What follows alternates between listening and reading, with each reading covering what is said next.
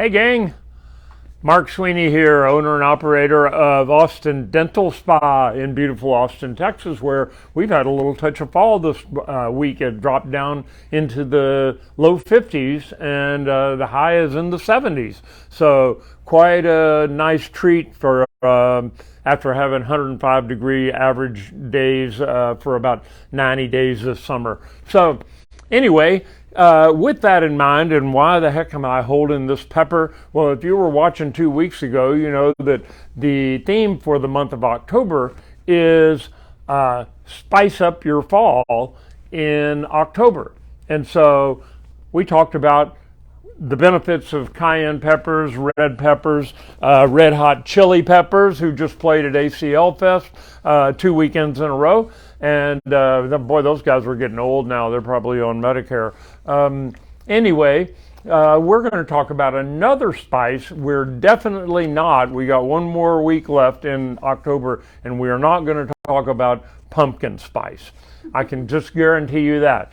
But we're going to talk about another spice that is well known for helping with lowering blood pressure and helping keep you from becoming diabetic. It helps with the insulin transfer in your body. So what would that one be? Well, it's been around since 2000 BC. That's before Jesus Christ roamed the earth.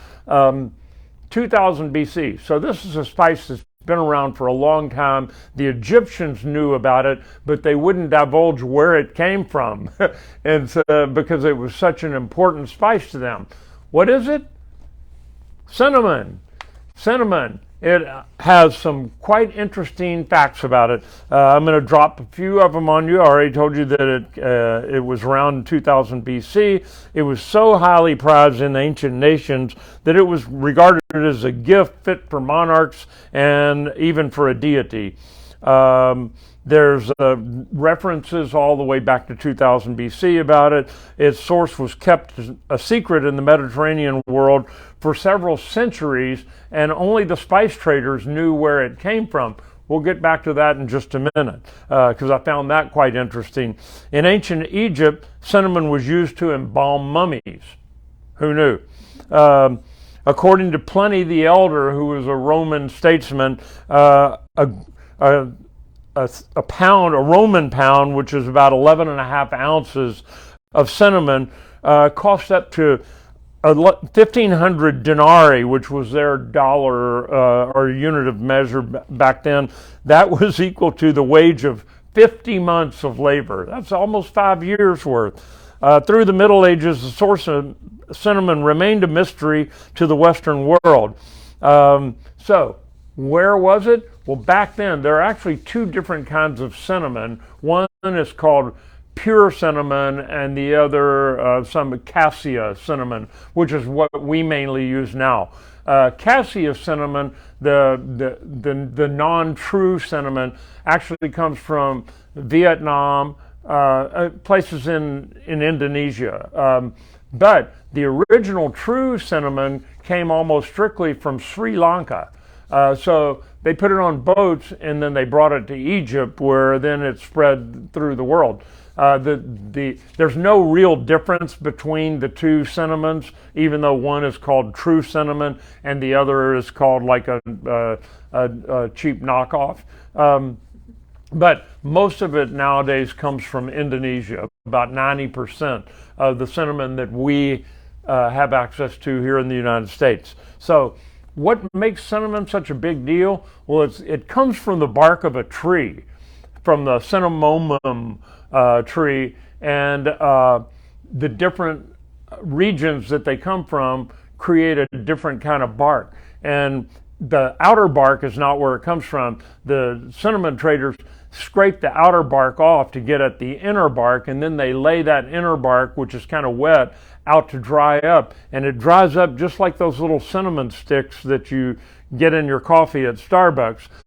Just rolls up into a little ball. But on the trees, they're large sections of it, and then they either cut it into smaller sections or grind it up to make the powder that you know as cinnamon in the spice section. So it's loaded with antioxidants, and polyphenols. We've talked about polyphenols before. Cinnamon supplementation can significantly increase antioxidant levels in the blood while reducing the level of markers that measure inflammation, like C-reactive protein, which we've talked about numerous times on Wisdom Wednesday. So the antioxidants have anti-inflammatory effects, which they have done studies, and I'll get to it in just a second, studies where it actually lowered people's blood pressure after taking it for like 3 weeks. So it improves key risk factors in heart disease, it lowers cholesterol and triglycerides, and it lowers your blood pressure. So how much do you need to take a day? Like 3/4 of a teaspoon is considered maximum amount. Is it toxic, or can you overdo it? Yeah, cinnamon, especially in the powder form, as you're trying to ingest it, you could potentially inhale some of it into your lungs, and it's an irritant, so it would cause you to cough, sneeze, have trouble breathing. It also, because of the ability to lower your blood pressure, it can actually, eating too much cinnamon, even like 2 teaspoonfuls of cinnamon, would be overdoing it to a point where you might actually drop your blood pressure so low that you become, unable to pump enough blood to keep going, and you could pass out. A review of 13 studies found that cinnamon could reduce triglycerides and total cholesterol levels. In one of those studies, they found that people that took it for like 3 weeks dropped their blood pressure significantly compared to a control group that did not take the cinnamon supplement. And this is, again, shaking some in your coffee or something. So why does it affect insulin? Well, insulin is the hormone that your body secretes, your pancreas actually secretes to, when you get your blood sugar level goes up in your food from something that you've eaten, like a Snickers bar or something, blood sugar is going to spike up. Your body responds by pumping insulin into your bloodstream, which lowers your blood pressure or your blood sugar back down, and it helps transport it into the cells, either muscles or fat cells. So interesting information about cinnamon, I thought, and especially with Christmas coming on, because your cinnamon buns are okay in the morning. A little cinnamon in your coffee, I do that every weekend. And the cinnamon spices that are coming up through the holidays should help you lower your blood pressure and keep you healthier. So see you next week for another version of Wisdom Wednesday. My health tip is, as I mentioned before, keep it in moderation. Americans tend to think if 1x is good, 2x must be twice as good, and 3x must be 3 times as good. Not the case with cinnamon.